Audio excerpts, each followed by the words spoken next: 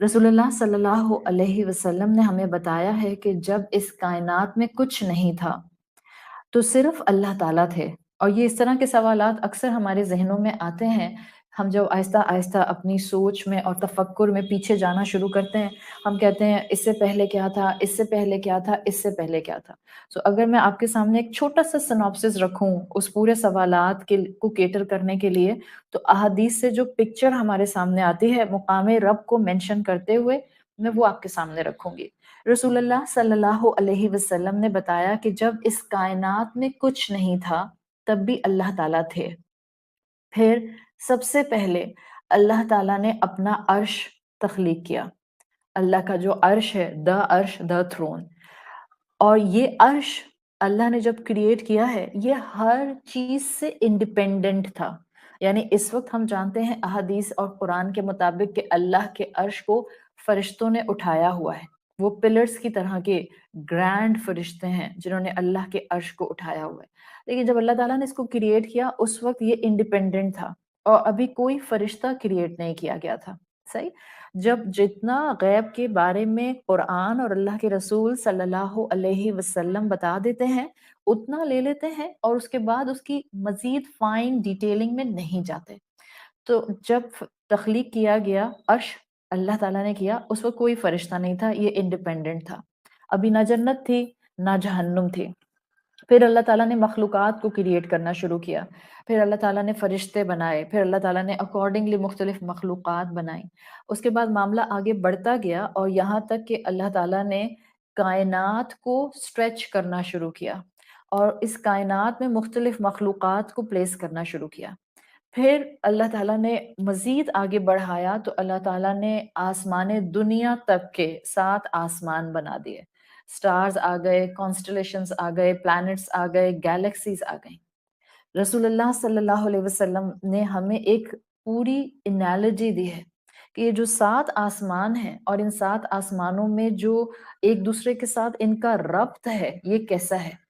आप सल्लल्लाहु अलैहि वसल्लम की हदीस का मफ़हूम आता है कि जो हमारा पहला आसमान है जिसको हम देख रहे हैं, आप सर उठाकर देखती हैं, आप बाहर जाती हैं अपने घर से और आप कमरे से बाहर जाकर अपना सर उठाकर देखती हैं तो आपके सर पर जो नीला आसमान आपको नज़र आता है, this is the first heaven, पहला आसमान।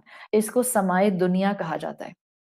इसी आसमान के ऊपर वो बिलियंस एंड ट्रिलियन स्टार्स हैं जो हमें नज़र आते हैं। इसी आसमान पर कॉन्स्टेलेशंस हैं, इसी आसमान पर आपके प्लैनेट्स हैं और इसी आसमान पर सारी गैलेक्सीज़ जो कुछ ह्यूमन एक्सपीरियंस में अब तक कैप्चर किया है, जितना उसको डिसाइफ़र और जितना उसको समझा है, वो सारा कॉस्मोलॉजी इस पहले आसमानी दुनिया पर।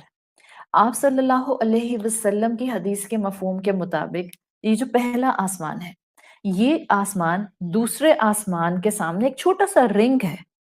अब आप को सिर्फ़ एक एनालॉजी दी है मुक़ामे रब बताने के लिए कि जितना कॉस्मोलॉजी और एस्ट्रोलॉजी और सब कुछ इल्म आता है, जितने कॉन्स्टेलेशन और आपके और मेरे सामने जो है वो पूरी कायनात मौजूद है, वो सब का सब पहला आसमान है।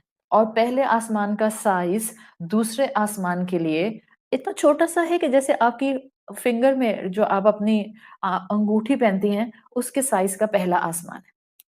फिर आप सल्लल्लाहु अलैहि वसल्लम ने कहा, दूसरा आसमान तीसरे आसमान के सामने एक छोटी-सी रिंग है।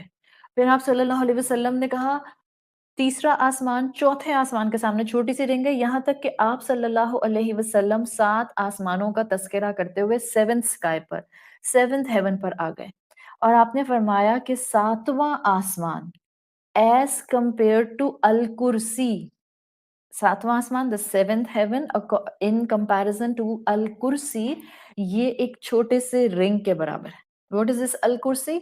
इन a synopsis in an easy language, अल कुर्सी अल्लाह के अर्श के लिए एक फुट स्टेप है। आप ऊंचा स्टेज बनाते हैं तो आप एक फुट स्टेप लगाते हैं ताकि आप उस ऊंचे स्टेज पर जाने के लिए जो है एक कुर्सी से एक स्टेयर केस से गुजर कर जाएं। एक्चुअली ये कुर्सी स्टेयर केस है। अब आप इमेजिन, अगर आप थोड़ा-सी देर आँखें बंद करके इस एनालॉजी को इमेजिन करें, पहला आसमान रिंग है for the second, second ring है for the third, third ring है for the fourth, fourth ring है for the fifth until you reach to the seventh sky और सेवेंथ स्काई रिंग है इन फ्रंट ऑफ अल कुर्सी। جیسے کہ صحرا میں آپ نے انالوجی دی، ایک رنگ ڈال دیں، اتنا ہیوج ہے الکرسی، اینڈ دس کرسی کمپیئر ٹو دا عرش صحرا میں ایک رنگ کے برابر ہے۔ اور آپ صلی اللہ علیہ وسلم کی احادیث کہتے ہیں اللہ اپنے عرش کے اوپر ہے۔ ابن مسعود رضی اللہ عنہ نے فرمایا کہ اللہ although اپنے عرش پر ہے but nothing is hidden from him۔